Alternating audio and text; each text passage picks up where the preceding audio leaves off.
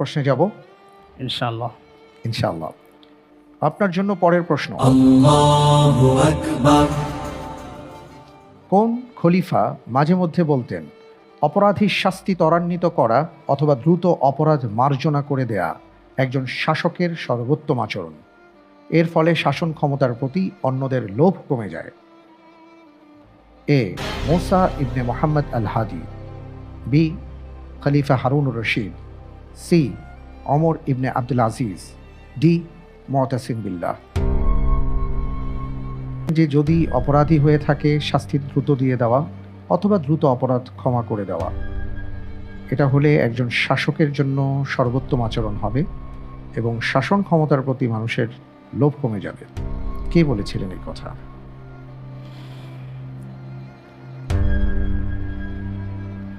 Intelligent প্লেনের সহায়তা চাই।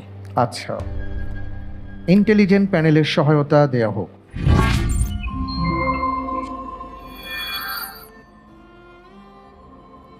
মাশাআল্লাহ, সিদ্দিকুর রহমান ভাই চমৎকারভাবে এগিয়ে যাচ্ছেন।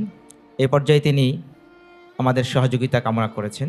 ভাইকে আমরা একটি ক্লু দিয়ে সহযোগিতা করব ইনশাআল্লাহ তাআলা। তা হলো, যিনি তার বংশীয় খেলাফতের চতুর্থ খলিফা ছিলেন, তার সঙ্গে মিল রয়েছে। অনেক ধন্যবাদ আপনাকে। বংশীয় খিলাফতের চতুর্থ খলিফা ছিলেন।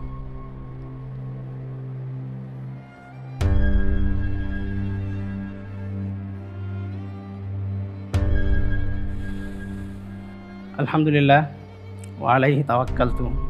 উত্তর হিসেবে বেছে নিচ্ছি অপশন এ।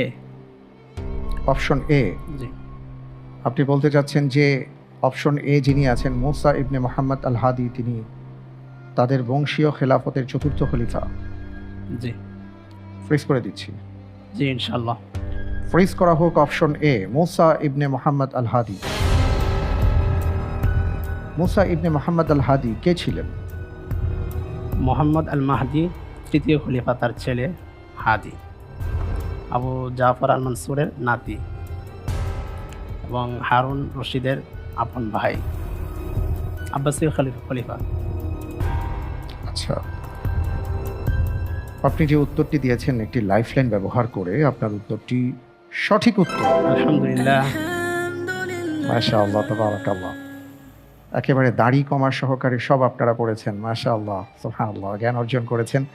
আমার কাছে মনে হচ্ছে যে আর কিছু হোক বা না হোক, এই পড়াশোনা আয়োজনকে কেন্দ্র করে একটা ভালো পড়াশোনা হয়েছে। জি আলহামদুলিল্লাহ, অনেক পড়াশোনা হয়েছে।